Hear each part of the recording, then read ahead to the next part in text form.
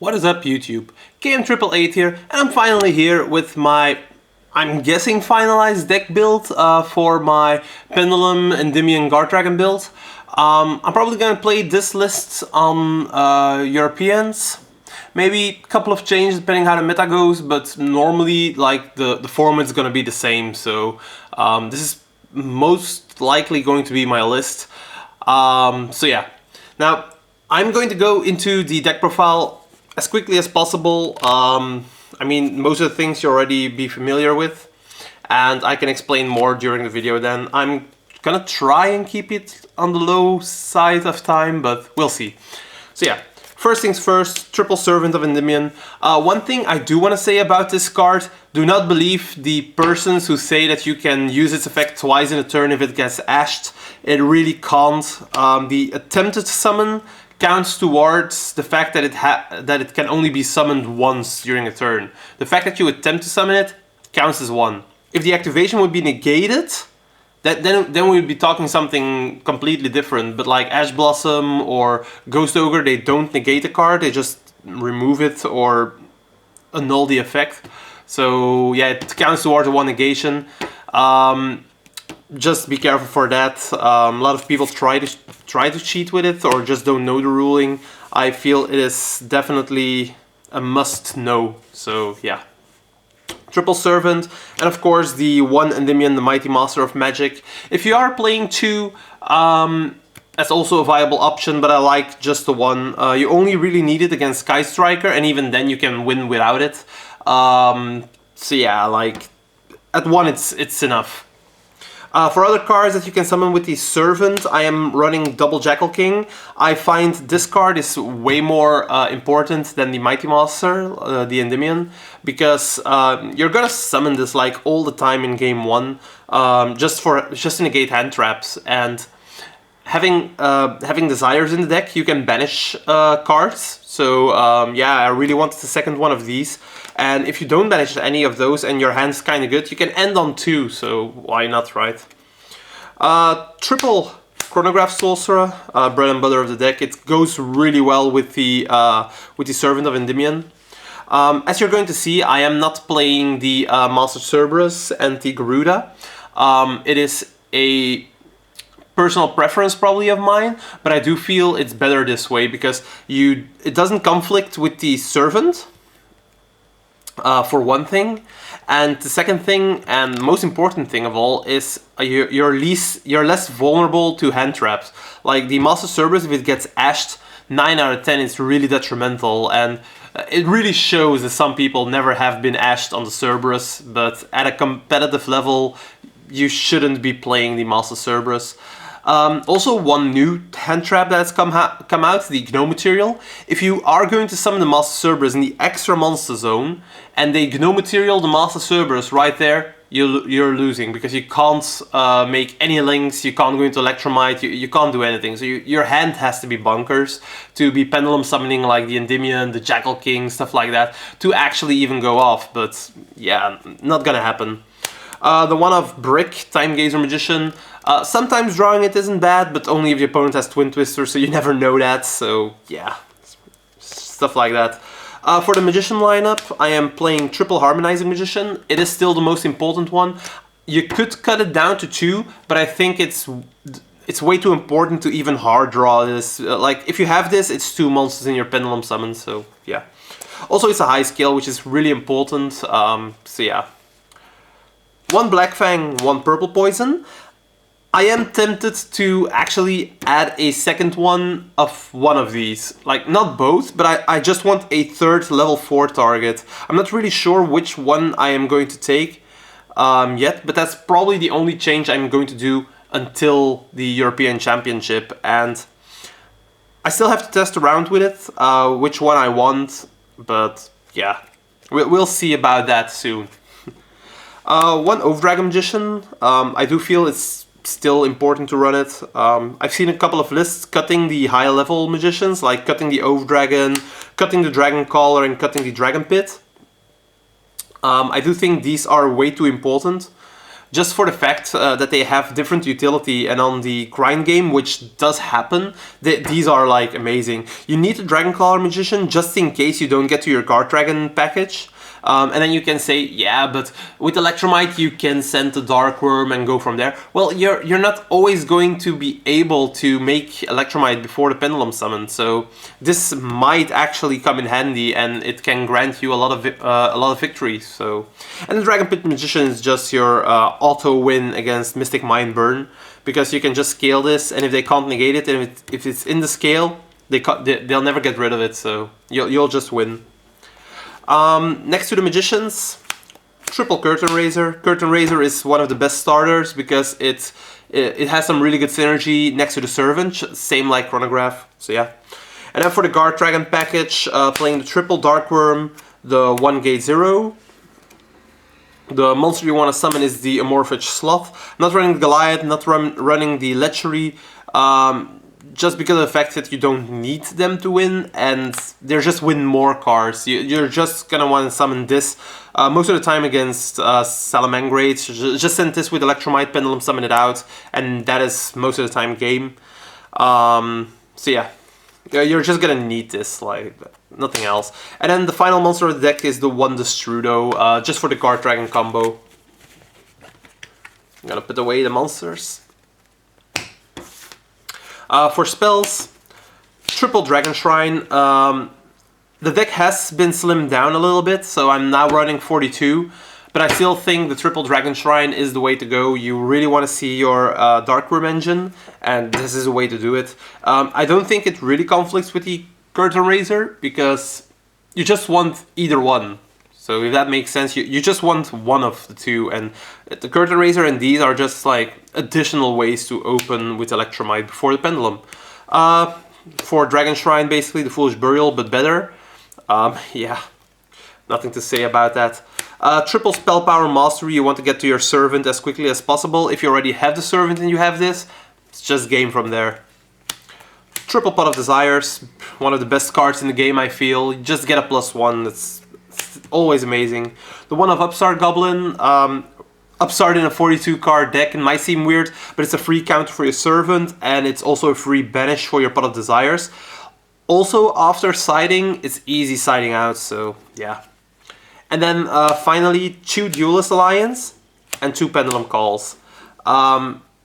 You could play like 1 and 3, but I feel the ratio 2-2 is important, just because you're playing the Endymion engine, and also because of Desires, so yeah. That's it for the spells. That was the main deck, 42 cards. As I said, the only thing I might change up is the fact I want to run a 3rd level 4 Magician. Not really sure whether I want to change the purple or the Black Fang, but we're going to see that in the future, I guess, so yeah. For the extra deck, Synchros first, I'm playing the Ignister. I've put it back into the deck, not because of its special summoning ability, but just because of the fact that it's when you're going second and some of your plays are stopped, but you can still go into the Guardragon play, you can just special summon this from the Aggro Pane, use this effect to pop one of your scales and bounce a card on the field, and that's just so powerful. And then you go into further plays, you can make a Boral Swords, go from there. It's just really great. So this is a really good level 8 synchro for going second. While this, the Cypher Lord Omega, is a really good synchro for going first. So basically you have options for both sides of the spectrum. If you go for the Harmonizing and you special a level 4, you can go for these really easily. And that's also the reason why I want to add a 3rd level 4. Like I am thinking probably a Purple Poison because it has more synergy, because you want to pop Floodgate, stuff like that. So also a good card against some other things. But I do feel that these are too important right now. For level 7s we have the same deal. For going second we have the Arcanite Magician, and I really don't care what people say. Like, this card on its own has saved me in so many games. It's amazing. Like, just having this, it's really easy to make with the Strudo and any spellcaster. It already gets 2 spell counters just on the summon, and that's already 2 cards you can pop. People are playing like Nightmare Phoenix and Nightmare Unicorn, but this just pops 2 cards for free, and then you still have it on the board. You don't have to discard a card. It's a really good option, and I feel that it's really good. Sure, you aren't link climbing, but you don't really care if you're blowing up their entire board. And that's just one thing. Like, if you have a Jackal King and just activating 1 spell card already means you get 2 more pops with the 1 Arcanite Magician, so yeah. On the other spectrum, for going first, we have the FA Dawn Draxa. Sure as hell, like, you make this every game, like, it's so easy. 1 fusion monster, the Allies Vortex Dragon. This is your regular target to go with the Guardragon combo. If you go Agar Pain, you're going to summon your Vortex Dragon most of the time. For Exceeds, the 1 Time Star Magician. The main use for this is if you know you really want to defend your Amorphage slot. If you know that, then you can go into this, because the Amorphage slots will be summoned before the battle phase. They have to try and crash into it, and the Time Star Magician can actually protect it. So that's a really good thing. And then I have a second card in my side deck right now, which is actually really good together with this. You're going to see that in a couple of minutes. And then the third option, of course, is for OTKing, like this. Getting a Chronograph, getting a Jackal King, and then using the Electromite to start popping things and special summoning both is just OTK potential, like, all over the place.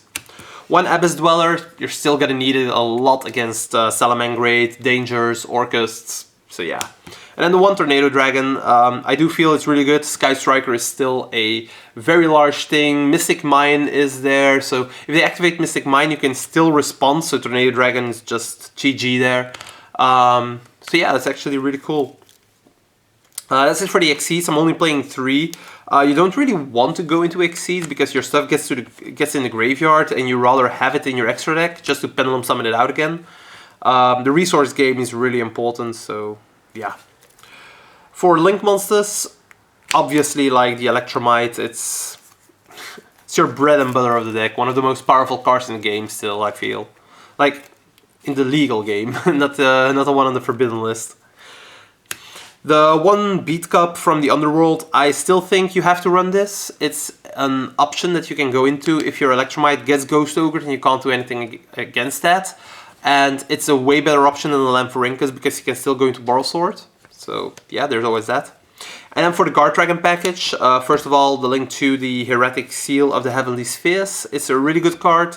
I just love it and make it every game, so yeah. We have the LP, we have the Agar Pain. These are for your standard combo, and of course you're going to use the Triple Burst. What most people don't know or realize about the Triple Burst, like if your combo gets thwarted, it sometimes happens. Like people waiting for the Guardragon combo, you already used your protection with the Jackal King, and you have to do something else. Then you can just if they stop the LP and you have your Triple Burst on the field and it stays on the field, then you might be in luck. Like this card still has a secondary effect. Where you can tribute itself to special summon any Link 2 or lower monster from your graveyard. So you can just reborn your Electromite. It's another way, like next to the Omega, to get your Electromite back, and it's actually really good. So yeah, definitely keep that in mind as well. And then the final slot is the Borrelsword Dragon, just needed for the OTKs. You definitely can't go without it in a Pendulum deck, I feel. As you might have seen, I've cut the option of the Borrelode and the Performance Trapeze Magician. I needed some other slots, and in general I felt like I could cut those two. Yeah, it's just pick your poison. Like I want to run like 20-25 cards in my extra deck, but I can't, so yeah. And then last thing, I'll put this aside, the side deck. First things first, Triple Lancia. Obviously for the Orcust matchup, it's the best option. If you want to know why I cite certain cards, definitely go check out my other videos. Before this video got uploaded, I've done a lot of side deck videos, so yeah. You can check out why I cite each card and what I do with them, so yeah, definitely go check them out on my channel. The link to my channel is down below in the description. Triple Gnome material. It is basically the same purpose as Lancia. It stops the opponent for a complete turn against Orcust, and it also has some really good uses against other decks, so yeah. And then I'm also citing double infinite impermanence. The reason why is it's actually better in Effect Veiler. I was trying Effect Veiler before, and I noticed like the impermanence is just better in general. It can't be called by the graves, so that's a thing. And it also has some uses against back row decks, so why not, right? Speaking of back row decks, Triple Denkoseka, the best card in any Pendulum player's side deck. It's amazing. It just wins games on its own. Triple Red Reboot, you just need it against all the back row decks. And then the final card of my side deck is one-time Pendulum Graph. You all might be thinking, why the hell are you citing that? Well, the thing is, against Sky Striker and against Floodgate decks, the Mystic Mind Burn deck, you're more than often going to get 2, 3, 4 turns without you being able to do anything because there's just so many Floodgates. Having the Duelist Alliance is actually a way to search either this or Pendulum Call, and if you get this on the field and you can just resolve it turn after turn after turn after turn, start popping stuff, and this card is super powerful against certain matchups, and honestly, I've never thought to put it in again. Like after Double Iris got banned on the Forbidden list, I never thought putting in those cards again for like serious tournaments. But I feel like it has a really good niche in this deck right now. Just having it on the field and you can just pop your spellcasters, your pendulums, get additional effects from those, and with the Time Star Magician as well in the extra deck, I just feel like this card can actually break some of the meta, so why not try it out, even if it's at 1. I'm playing 2 Duelist Alliance, so I technically have 3, so yeah, why not? That was it for the deck profile. I hope you guys liked it. I tried to keep it around 15 minutes. Kind of worked, I guess. If you like my videos, go down in the description. You can check out my channels on Facebook, stuff like that. And if you have any questions, just comment down below. Most of the time I'll answer, so yeah. See you guys in the future. Ciao!